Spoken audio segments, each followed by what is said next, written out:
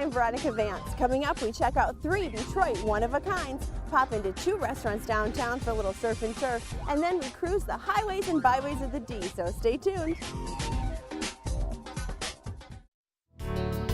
Production funding for this program was made possible by the Detroit Metro Convention and Visitors Bureau, driving tourism growth in Metro Detroit since 1896. More information is available at visitdetroit.com.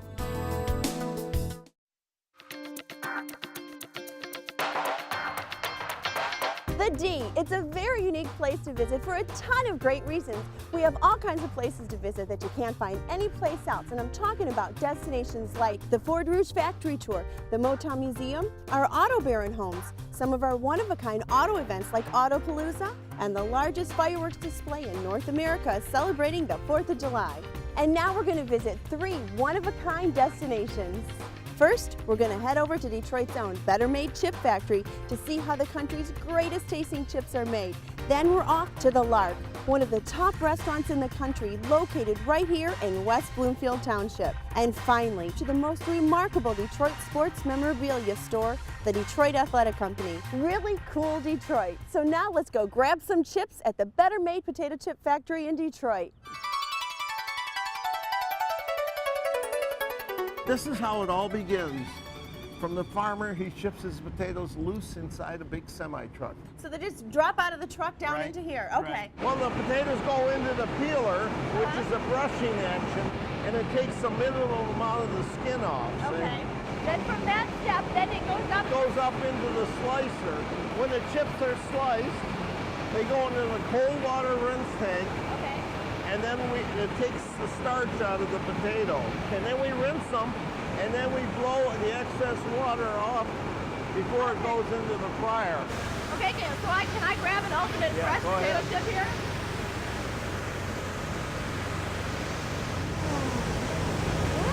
Yummy.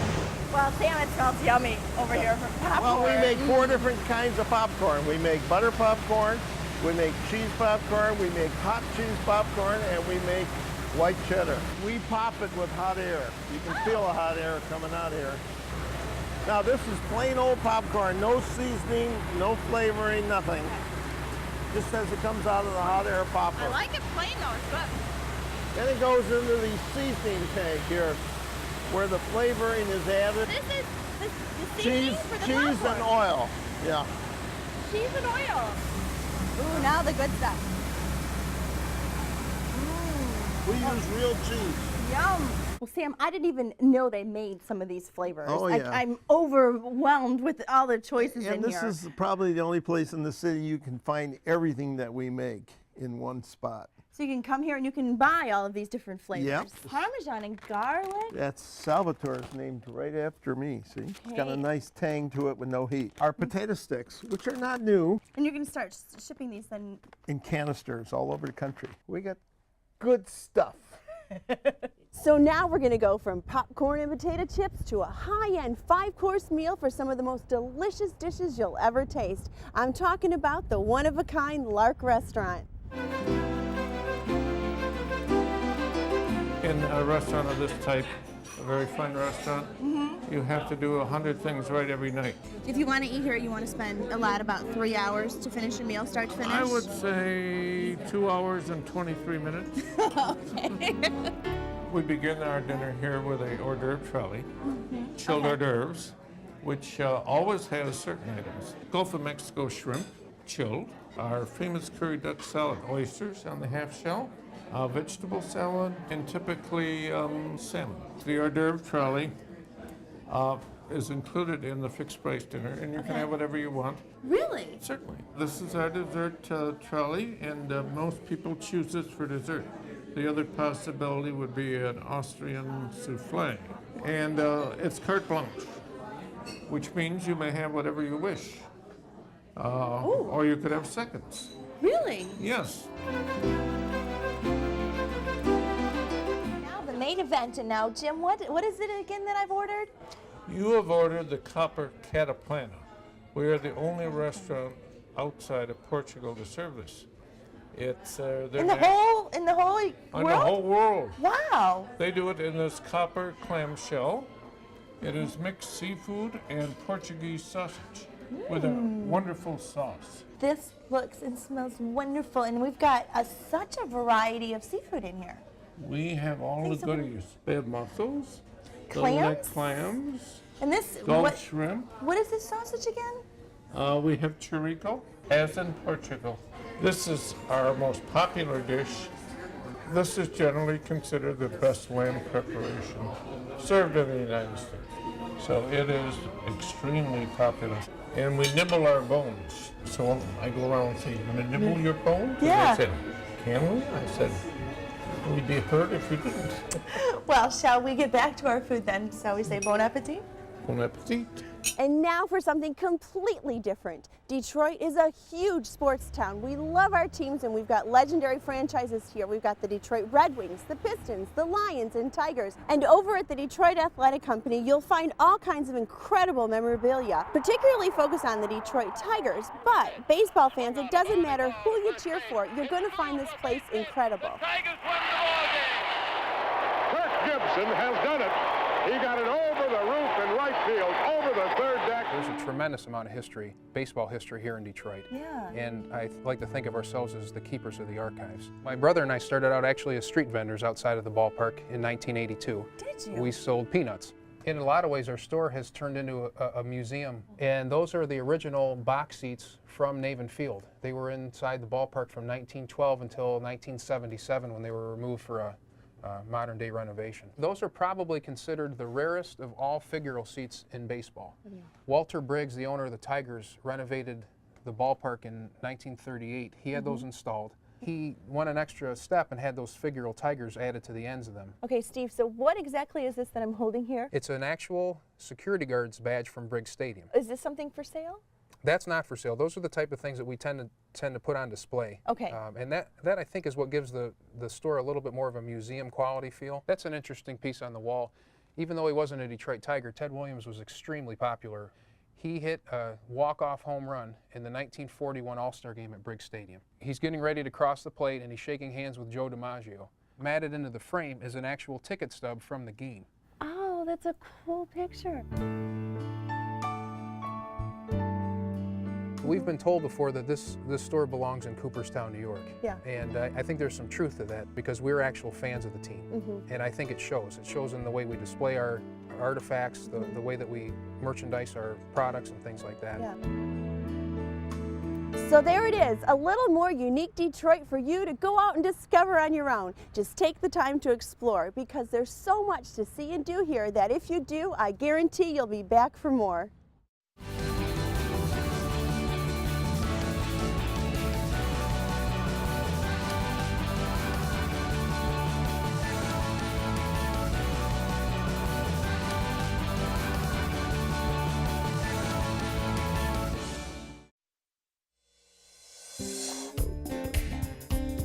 The D has all kinds of great restaurants, but today we are downtown and we're doing a little spin on the classic surf and turf. Up first, Rub Barbecue on West Adams.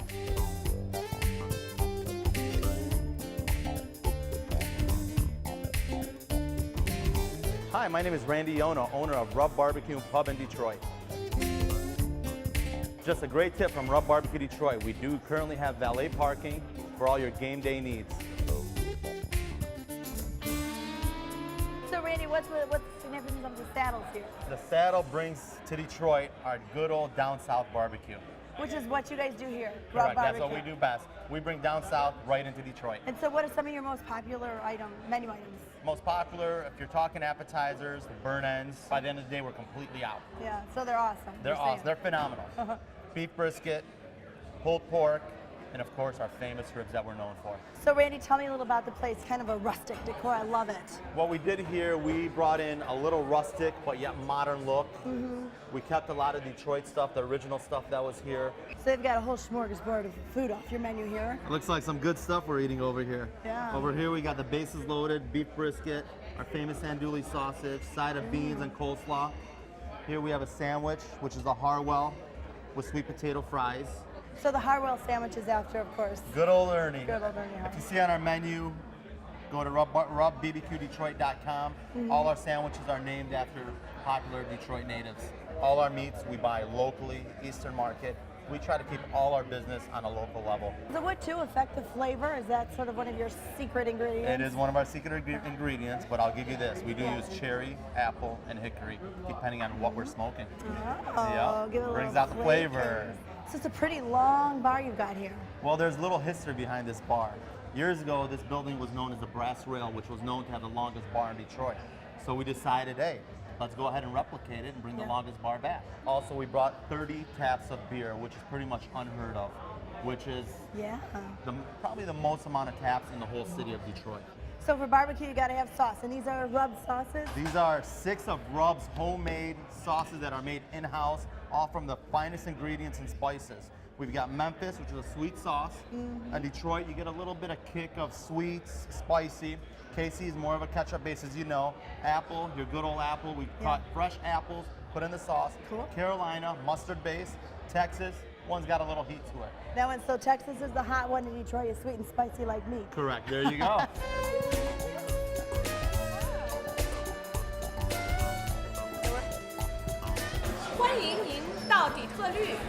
आप सभी का Detroit में स्वागत है। Okay, now on to the good stuff. Alrighty, let's talk. Okay, so this is This rubs. right here is our full slab of St. Louis ribs. Everything we do here is dry rubs with a side of sweet potato mash, our famous greens, southern style greens, which we make in-house, and our baked beans. Ribs get smoked in the smoker for about 5 to 6 hours. okay. Yes. This right here we have is a beef brisket, which is smoked in the smoker anywhere from 14 to 16 hours. The pink right here, that's how you know that it's authentically smoked. And then we have the pulled pork over here, which we smoke anywhere from 12 to 14 hours. And then the burnt ends you were Burnt talking ends, about. which is our most. So I'm not crazy in liking the burnt pieces. No, And take dig a in. little bite. Okay. Nice and tender. Oh, that is Phenomenal. fabulous. You want to try some? All mine. Usually brisket, it's hard to tear apart. Oh, that wasn't at all. No, You just saw I sliced very that like tender. butter. Let me see. That's super tender. And then of course our Detroit sauce is our most popular, Detroit. and pretty much it settles with everything. Settles with everything. I'm gonna try a little bit of that on the pork. So again, the pink part, not undercooked. It just means authentically smoked. Smoke. Oh, I like it. Very good. I'm gonna dig in. That's how we know a real barbecue person.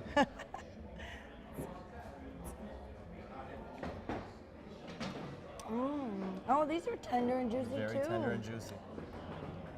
Delicious. All our meats, we Delicious. Look at butcher that. everything in-house here. So now we know Rub Barbecue Pub in Detroit for awesome finger-looking good barbecue. And now for the surf part of our turf, we're going to enjoy a little seafood at Tom's Oyster Bar on Jefferson, right across from the Rensen. Hi, I'm Chris Verzi, your host at Tom's Oyster Bar Detroit. We're your place in the D where you can get served. Here's a tip. On game nights, park here and take our shuttle to the game. On non-event nights, park here for $5 or after 6 for free anywhere on the street.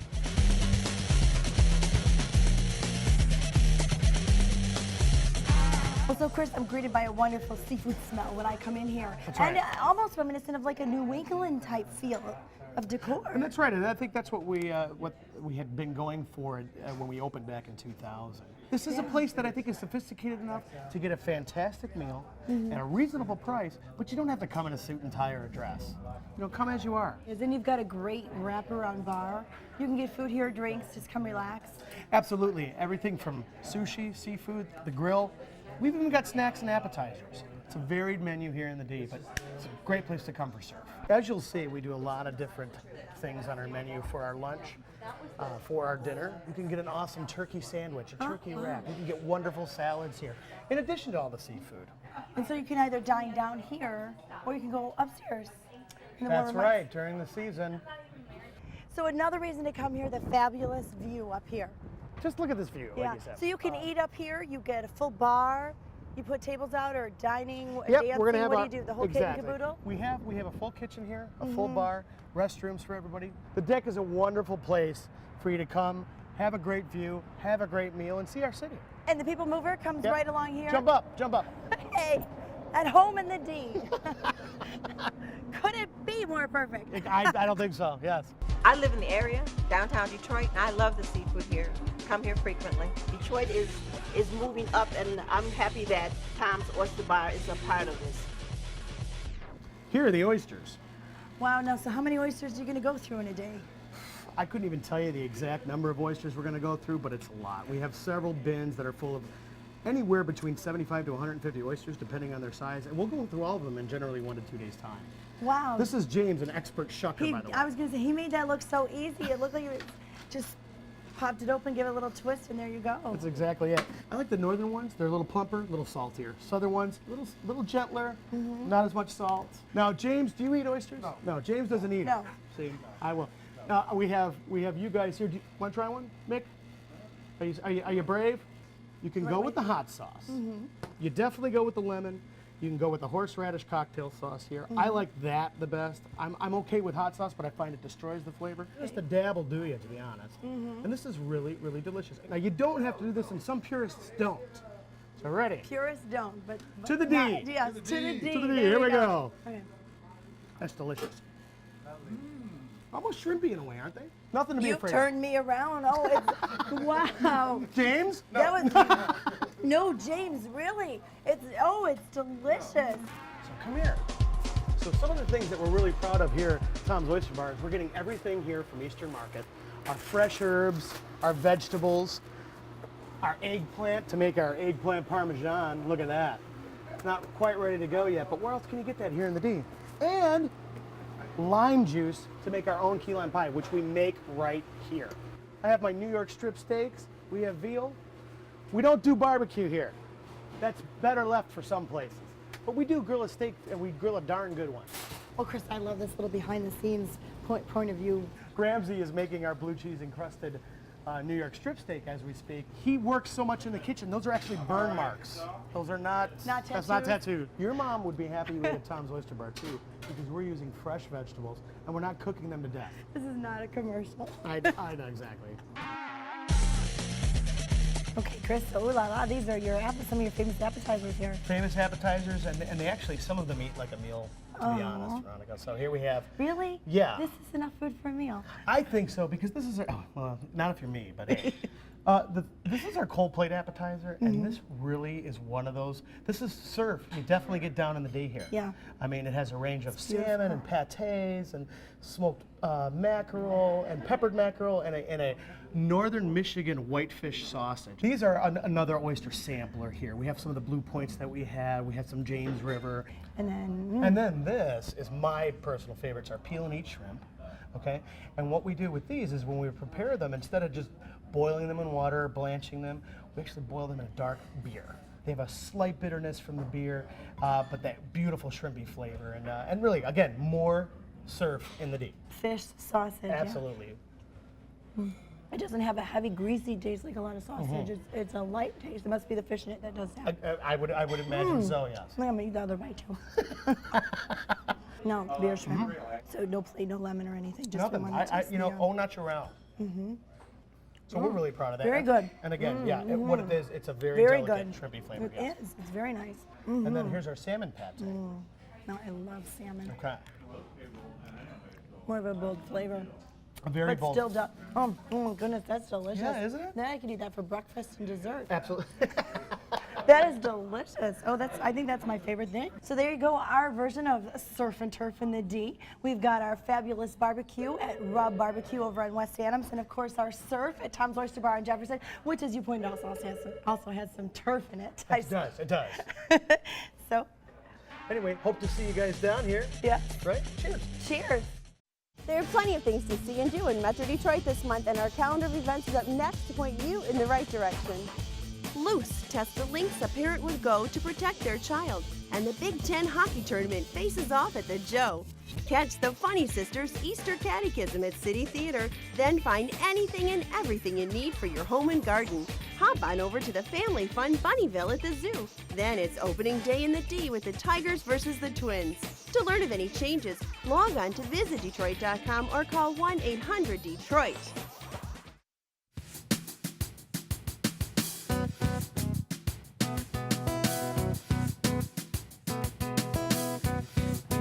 Detroit, the Motor City. This town was built for cars, and we have one of the most extensive highway and road systems in the country. And as Detroiters know, many of these streets are known by several different names. So join me on a fun-filled trivia tour of the D's highways and byways. You better stick around because you just might learn a thing or two.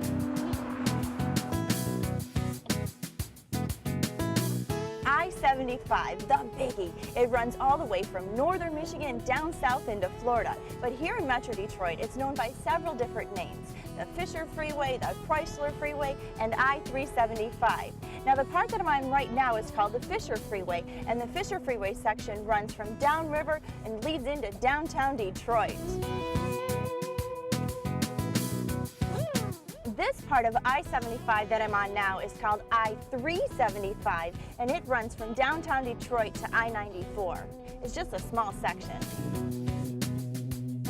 And now, just north of 94, I-75 is called the Chrysler Freeway. It's called the Chrysler Freeway throughout the rest of northern Metro Detroit. M39, north, south, what does that mean? Well, that's what we call the Southfield Freeway, and it runs from Northwestern Highway in Southfield through Dearborn down to I-94 in Allen Park. Then at that point, it turns into Southfield Road. Now I'm on I-96, which in Metro Detroit is known as the Jeffries Freeway, and it runs through the western suburbs into downtown Detroit.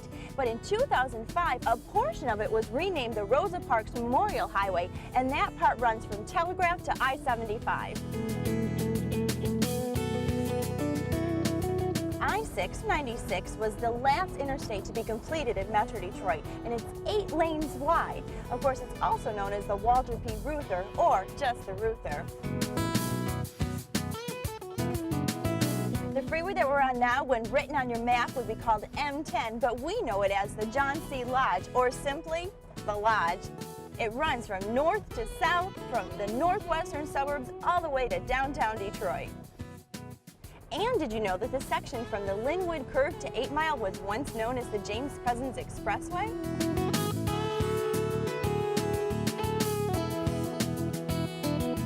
Now I'm sure that many of you have driven this area before in Oakland County near 11 and 12 Mile. You know the place where the Reuther, the Lodge, and the Southfield all converge.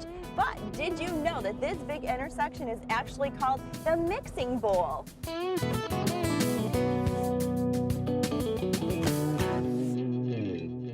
Now we're on I-94, but around here it's known as the Ford Freeway, named after Edsel Ford. It runs from east to west, from Macomb County to Wayne County, and for Super Bowl 40, part of it got spruced up.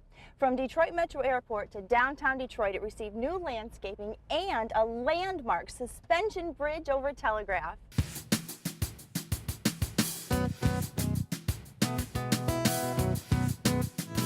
Just like the expressways have different names, so do a lot of the mile roads. Now 5 Mile Road turns into Fenkel at Telegraph, and it stays Fenkel as you run through Detroit. 6 Mile turns into McNichols at Telegraph and stays McNichols through Detroit. Now 7 Mile stays 7 Mile until you get to the east side. Then it turns into Moross at Kelly Road.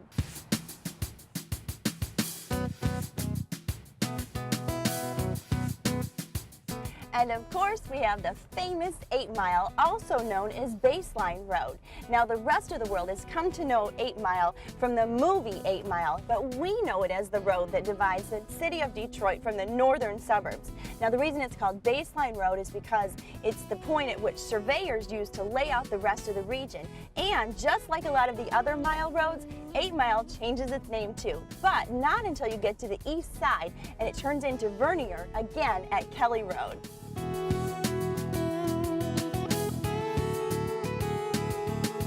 And in the northern suburbs, 15 Mile becomes Maple at DeQuinder.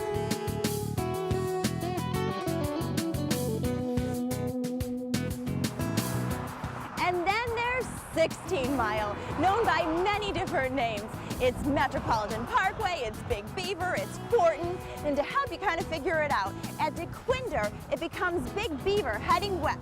Then when you get to Telegraph, it becomes Fortin. Then you head back the opposite way to the east side, and it's Metropolitan Parkway. But it's all 16 Mile. Well, we hope our trivia tour of the D's highways and byways helped make the translation between our streets' names and numbers a little easier for you to navigate next time you're out cruising the D.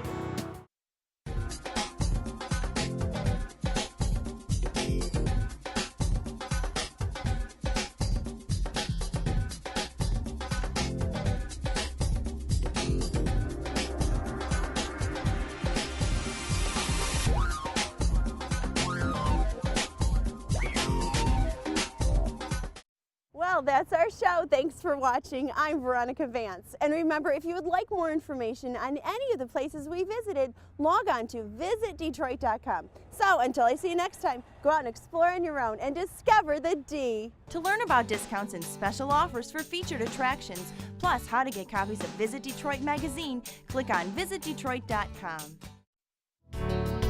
Production funding for this program was made possible by the Detroit Metro Convention and Visitors Bureau, driving tourism growth in Metro Detroit since 1896. More information is available at visitdetroit.com.